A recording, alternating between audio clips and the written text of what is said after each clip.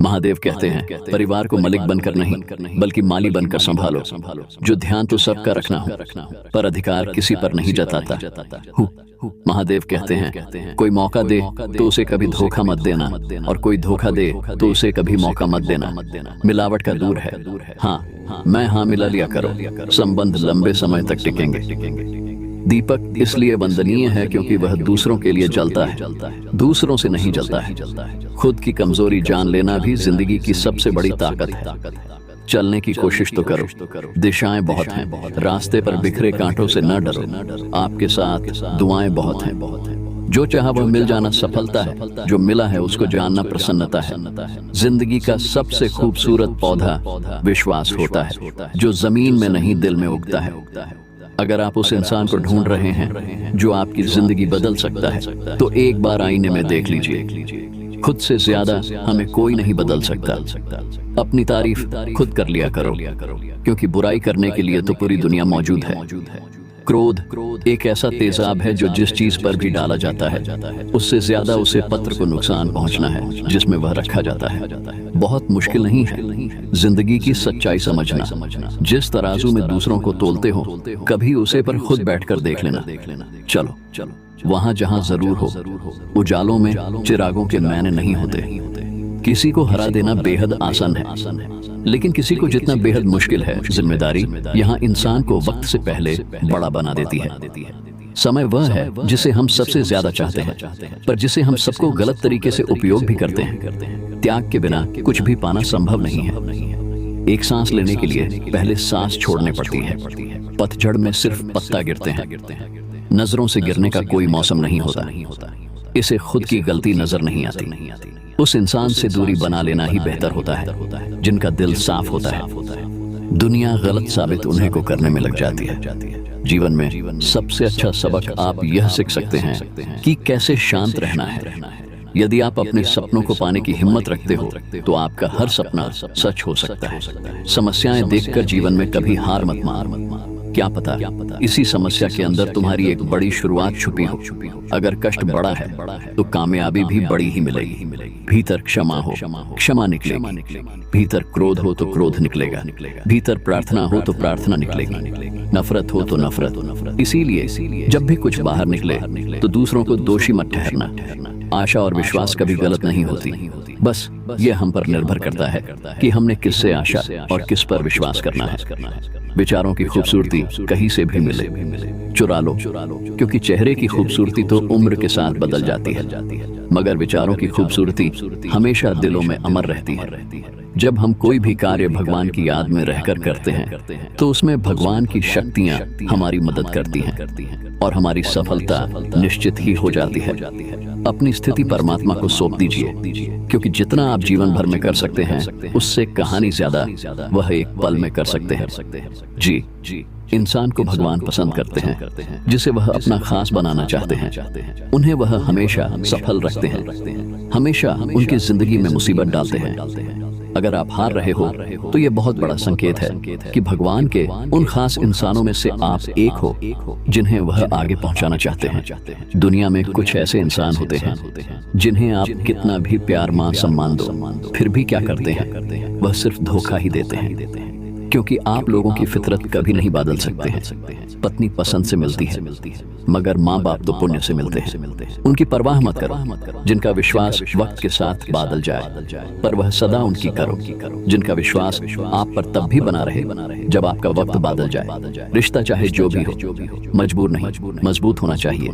जीवन में धैर्य अत्यंत महत्वपूर्ण है, क्योंकि यह बात हमेशा याद रखें। बूंद बूंद पानी से ही घड़ा भरता है। मन की सच्चाई और छीन कभी व्यर्थ नहीं जाती। ये वो पूजा है जिसकी खोज ईश्वर खुद करते हैं। सुख हमारे अहंकार की परीक्षा लेता है, जबकि दुख हमारे धैर्य की। दोनों परीक्षाओं में उत्तीर्ण होकर ही हमारा जीवन सफल होता है। प्यार और सम्मान दो ऐसे उपहार हैं, अगर आप सभी को देने लग जाओ तो बेजुबान भी चुप जाते हैं। जी दिन तुम्हें अपना मूल्य पता लग गया, उसे दिन के बाद तुम किसी के द्वारा की गई निंदा या प्रशंसा से कोई फर्क नहीं पड़ेगा। संपूर्ण संसार में दुख से बड़ा कोई मित्र नहीं, क्योंकि दुख ही है जो इंसान को ईश्वर की याद दिलाता है। अच्छे व्यक्ति को समझना के लिए अच्छा हृदय चाहिए, ना कि अच्छा दिमाग। क्योंकि दिमाग हमेशा तर्क करेगा और हृदय हमेशा प्रेम भाव देखेगा। सत्य केवल उन लोगों के लिए कड़वा होता है जो लोग झूठ बोलने के आदी हो चुके हैं। हर अनुभव कुछ न कुछ सीखना है, इसीलिए हर अनुभव महत्वपूर्ण है। हम अपनी गलतियां से भी सीख सकते हैं। पेट में गया हुआ विश्व केवल एक मनुष्य को मारता है, परंतु कान में गया हुआ विश्व कई संबंधों को मार देता है। अपनी नजर हमेशा उसे चीज पर रखो जिसे तुम पाना चाहते हो, उसे पर नहीं जिसे तुमको चुके हो। इंसान की आदत है, नहीं मिला तो सब्र नहीं करता, और मिल जाए तो कादर नहीं करता।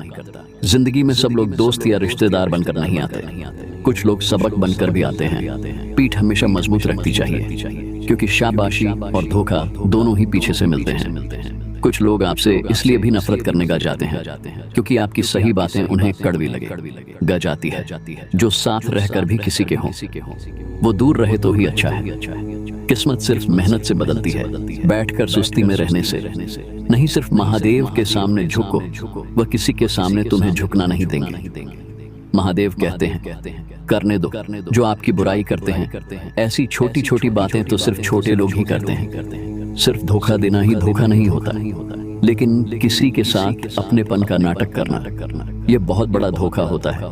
जो आपकी सही बातों का भी गलत मतलब निकलते हैं, उनको सफाई देने में अपना वक्त बर्बाद मत करो। एक दिन शिकायत आपको वक्त से नहीं बल्कि खुद से होगा कि यह खूबसूरत जिंदगी आपके सामने थी, पर आप दुनियादारी में उलझे रहे। एक बार माफ करके अच्छे बन जो, परंतु दोबारा उसे इंसान पर भरोसा करके बेवकूफ मत बनना। अपने तो वह होते हैं जिन्हें आपके दर्द का एहसास हो, वरना हालचाल तो रोड पर आते जाते लोग भी पूछ लेते हैं। मेहनत का फल और समस्याओं का हल डर से ही सही, पर मिलता जरूर है जवाब। दूसरों का अच्छा चाहते हैं तो वही चीज आपके जीवन में वापस आई है।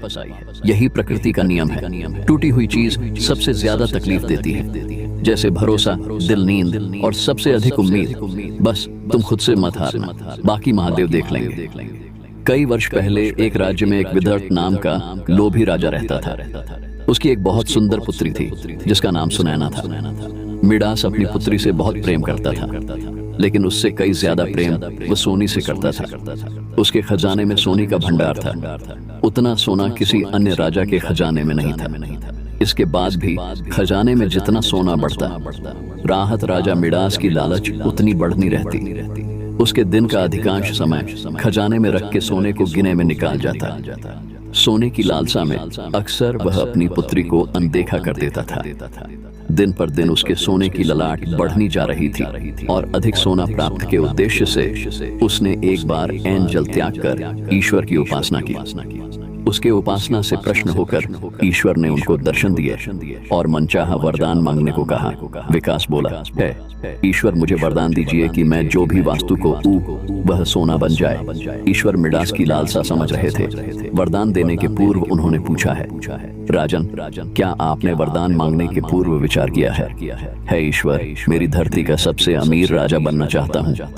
मैंने अच्छे से सोच लिया है, मुझे यही वरदान चाहिए। मुझे यह वरदान प्रदान कीजिए। तथास्तु, मैं तुम्हें वरदान देता हूँ। कल सुबह की पहले किरण से तुम जी चीज को छूओगे पर सोना बन जाएगी।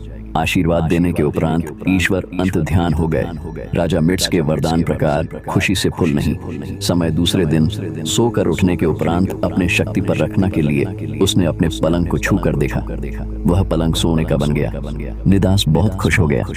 दिन भर प्रौढ़ बुद्ध को कर अपने महल हर चीज को सोने में तब्दील करने में लगा रहा। उसे भजन तक का होश ना रहा। शाम तक वह थक कर चर हो गया था। उसे जोरों की भूख लगी थी। उसने अपने सेवकों को भजन परोसने के लिए कहा। भजन परोसा गया, किंतु यह क्या, जैसे ही उसने भजन को हाथ लगाया तो सोने में परिवर्तित हो गया। अब सोने को तो खाया नहीं जा सकता था।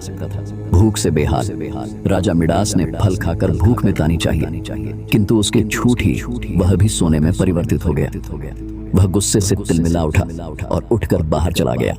बाहर टहलते हुए वह अपने महल के मकान में पहुंच। वहां उसने देखा कि उसकी नन्ही पुत्री सुनैना खेल रही है। सुंदर मुख देख राजा के मां में प्रेम भूल गया। जब सुनैना ने अपने पिता को देखा तो उसके पास दाऊदी चली आई, प्रेम पूर्वक उससे लिपट गई। राजा मिडास ने प्रेम जताते हुए उसके सर पर हाथ फेरा और तुरंत ही वह सोनी में परिवर्तित हो गई। अपनी नन्ही पुत्री को सोनी का बना देख वह दुखी हो गया। उसने पुनः ईश्वर से प्रार्थना की। प्रार्थना सुनकर ईश्वर प्रकट हुए और उनसे पूछा, राजन क्या हुआ, अब तुम्हें क्या वरदान चाहिए?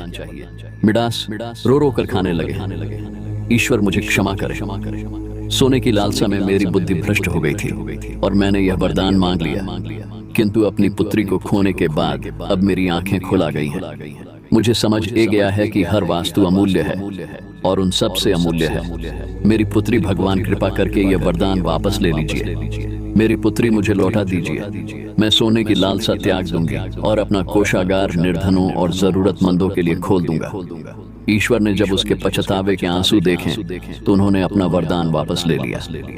दूसरे दिन सूर्य के पहले किरण के साथ सारी वस्तुएं अपने वास्तविक रूप में आने लगी। राजा मिजाज की पुत्री भी अपने वास्तविक रूप में आ गई। उसने अपने वचन के अनुसार अपने कोषागार को गरीबों और जरूरतमंदों के लिए खोल दिया।